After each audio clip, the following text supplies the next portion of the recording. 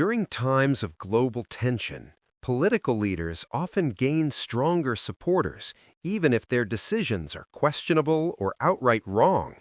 It doesn't make sense at first, but psychology explains why this happens. Humans are wired to seek certainty in moments of chaos. When the world feels unstable, the brain craves something predictable to hold on to. Leaders, whether in politics or society, act as anchors. They give people the illusion that someone is in control, and that illusion alone is enough to trigger loyalty. Psychologists call this the rally effect. The moment people feel threatened by war, economic crises, or even pandemics, they tend to rally around authority. It's instinctual. Thousands of years of evolution trained humans to survive by trusting strong leaders during danger. Back then, the cost of defying authority in a crisis could mean death. Today, the stakes are different, but the wiring is the same. And it's not just blind trust.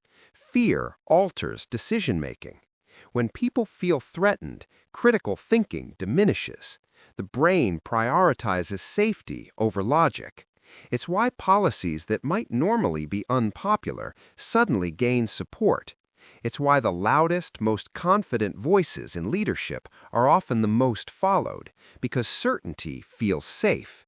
Even flawed leadership feels better than uncertainty. The phenomenon is also emotional, not rational. People aren't analyzing facts, they're processing feelings. Anxiety, fear, and confusion are powerful motivators. These emotions make individuals cling harder to the leaders they believe can keep them safe. Loyalty isn't always about agreement, it's about comfort, predictability, and psychological survival. There's also a social dimension. When a crisis hits, communities look to align. Humans evolved as social beings. Isolation or being on the wrong side of a group could be fatal. So when a group collectively rallies around a leader, dissenting thoughts are suppressed. Conformity becomes survival. This is why political loyalty often spikes sharply during wars or disasters. It's less about ideology and more about belonging. But here's the dark twist. This loyalty can persist even after the crisis ends. Once the brain associates authority with survival, breaking that connection feels risky. People will defend decisions or policies they might have opposed in calmer times. They will rationalize actions, overlook mistakes, and even attack those who question authority, because fear has wired the mind to prioritize allegiance over truth. And this isn't limited to one nation or one type of crisis.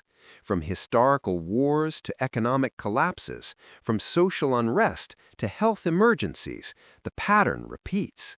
Humans consistently respond to perceived threat by clustering around authority, seeking certainty, and silencing doubt, all without consciously realizing it.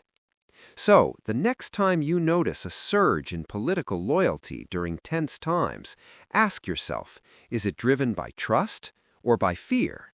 Are people supporting their leaders because they believe in them or because their brain craves stability in chaos?